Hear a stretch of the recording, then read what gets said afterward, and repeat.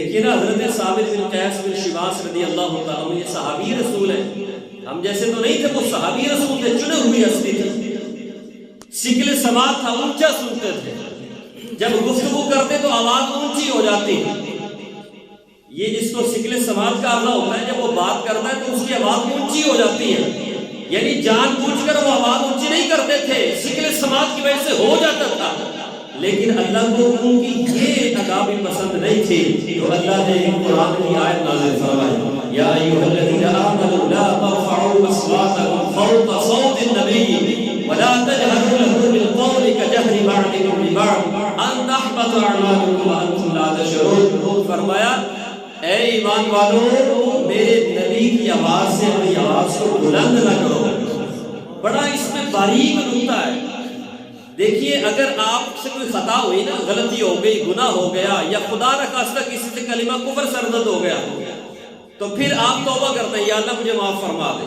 کلمہ کفر سرزد ہو گیا، معافی مانگی، یا اللہ یہ میرے سے غلطی ہو گئی، میں کلمہ پڑھتا ہوں، مجھے معافی عطا فرما، تو معافی اللہ تعالیٰ معاف فرمانے والا ہے. لیکن یہ جو تعظیم کا مسئلہ ہے نا، یہ اتنا نازک مسئلہ ہے. اللہ نے فرمایا ان تحبط اعمالکم وانتم لا تشعرون، اللہ تمہارے اعمال ضائع کر دے گا، تمہیں اس کی خبر بھی نہیں ہوگی. خبر ہوتی تو توبہ کرتے، لیکن یہ مسئلہ اتنا نازک ہے، فرمایا کہ تمہیں خبر ہی نہیں ہوگی کہ تمہارے اعمال ضائع ہو گئے. اعمال ضائع ایسے نہیں ہوتے، ہفتے اعمال کا تعلق ضیاء ایمان سے ہے. اعمال ایسے ضائع نہیں ہوتے، اعمال تب ضائع ہوتے ہیں جب ایمان خطرے میں پڑ جاتا ہے. جب ایمان ضائع ہو جاتا ہے تب اعمال ضائع ہوتے ہیں. ورنہ اللہ نے فرمایا ان اللہ لا یضیع اجر المحسنین، فرمایا ہم نیکوکاروں کے اجر کو ضائع نہیں کرتے. یہ ضائع تب ہوتے ہیں جب ایمان ختم ہو جاتا ہے. اور کتنی باریک بات اللہ نے فرمایا ان تحبط اعمالکم وانتم لا تشعرون، تمہیں خبر بھی نہیں ہوگی تمہارے اعمال ضائع کر دیے جائیں گے.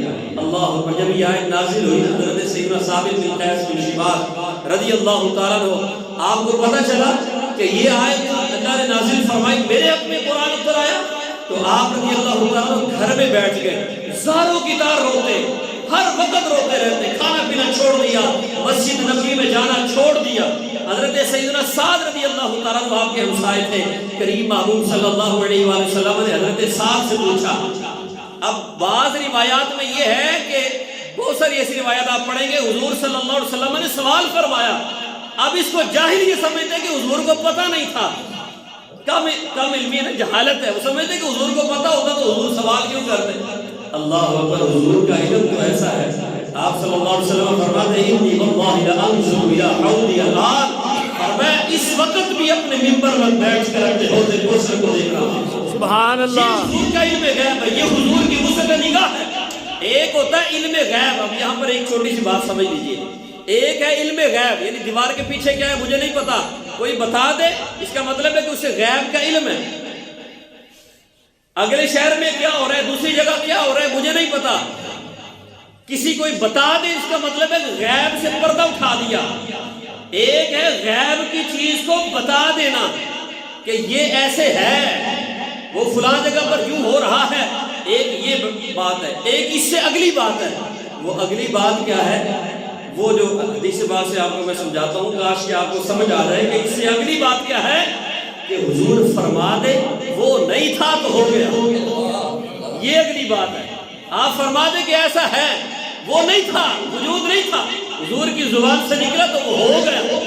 حضرت سیدہ ام فضل رضی اللہ تعالیٰ آپ فرماتی ہیں مررت بالنبی صلی اللہ علیہ وسلم فقال انک حامل بغلام. فرماتی ہے ایک دفعہ میں حضور کے قریب سے گزری تو سرکار نے میری طرف دیکھ کر فرمایا کہ تو حمل سے ہے اور تجھے بیٹا پیدا ہوگا. حضرت سیدہ ام فضل رضی اللہ تعالیٰ فرماتی ہے میں نے عرض کی یا رسول اللہ صلی اللہ علیہ وسلم ان لی ذلک وقد تحالفت قریش لا یأتون النساء. کہا یا رسول اللہ یہ کیسے ہو سکتا ہے، حالانکہ قریش نے قسمیں کھا لی ہے کہ اپنی بیویوں کے پاس نہیں جائیں گے. حضور اگر شوہر بیوی کے پاس نہ جائے اولاد کیسے ہو سکتی ہے. لیکن میرے مصطفیٰ نے فرمایا زبان مصطفیٰ سے نکل چکا ایسا ہوگا. اب ان کو پتا ہے قریش نے قسمیں کھائی ہے شوہر بیویوں کے پاس نہیں جائیں گے. کہتی حضور بیٹا کہاں سے آئے گا. میرے محبوب نے فرمایا جو میری زبان سے نکل گیا وہ ہوگا. آپ نے فرمایا فَإِذَا وَلَدْتِهِ فَأْتِينِي بِهِ، اور جب وہ پیدا ہو تو اسے میرے پاس لے کر آنا. سیدہ فرماتی ہے کہ پھر اللہ نے مجھے بیٹا عطا فرما دیا. یہ ہے جو نہیں تھا حضور کی زبان سے نکلا تو ہو گیا.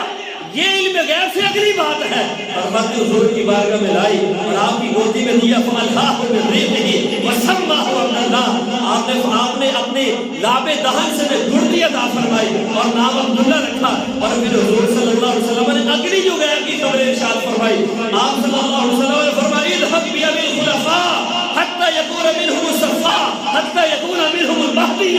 فرمایا جاؤ ابو الخلفاء کو لے جاؤ, خلیفوں کے باپ کو لے جاؤ. اس کی اولاد سے صفا ہو گئے اور اس کی اولاد سے مہدی ہو گئے. کہاں کی خبر حضور نے بیان فرمائی. اب یہاں پر جو حضور فرما رہے, آپ نے حضرت سعد سے پوچھا. آپ کے پوچھنا یہ مطلب نہیں تھا کہ حضور کو خبر نہیں تھی. آپ نے فرمایا سعد یہ بتاؤ ثابت مسجد نہیں آ رہے, حضرت ثابت بن قیس مسجد میں نہیں آ رہے, کیا وجہ ہے؟ تو حضرت سعد رضی اللہ عنہ کہتے ہیں حضور وہ بیمار نہیں ہے, وہ بالکل ٹھیک ہے, لیکن ان کے گھر سے رونے کی آوازیں آتی ہیں اور رو کر وہ کہتے ہیں انا من اہل النار, انا من اہل النار, انا من اہل النار. ایک ہی جملہ ان کی زبان سے جاری ہے, افسوس میں تو جہنمی ہو گیا, میری تو آواز حضور کی آواز سے بلند ہو گئی, افسوس میں جہنمی ہو. میرے کریم محبوب صلی اللہ علیہ وسلم نے فرمایا ساتھ جاؤ, جا کر ثابت بن قیس کو بتاؤ تمہیں مصطفیٰ بلا رہے ہیں.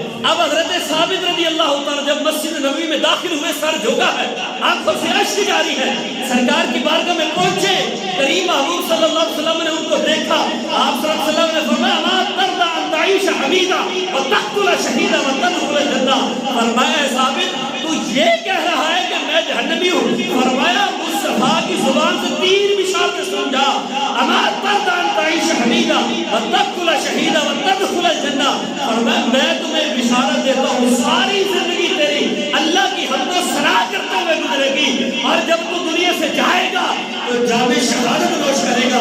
اور ایسا میں تمہیں خوشخبری سناتا ہوں جب تو دنیا سے جائے گا تو رب تمہیں جنت بھی عطا فرمائے گا. سرکار جانتے تھے کہ ثابت کی آواز جان بوجھ کر وہ آواز اونچی نہیں کرتے, وہ تو ہو جاتی ہے. اور پھر ندامت ان کو کیسی ہے, روتے ہیں یا معافی مانگتے ہیں, ہائے افسوس میں جہنمی ہو گیا. تو میرے بھائیوں حضور جانتے ہیں, کیفیت کو بھی حضور جانتے ہیں. آپ کو پتہ ہے کہ یہ کس طریقے سے اس کی آواز اونچی ہوئی, حضور کو وہ بھی پتہ ہے.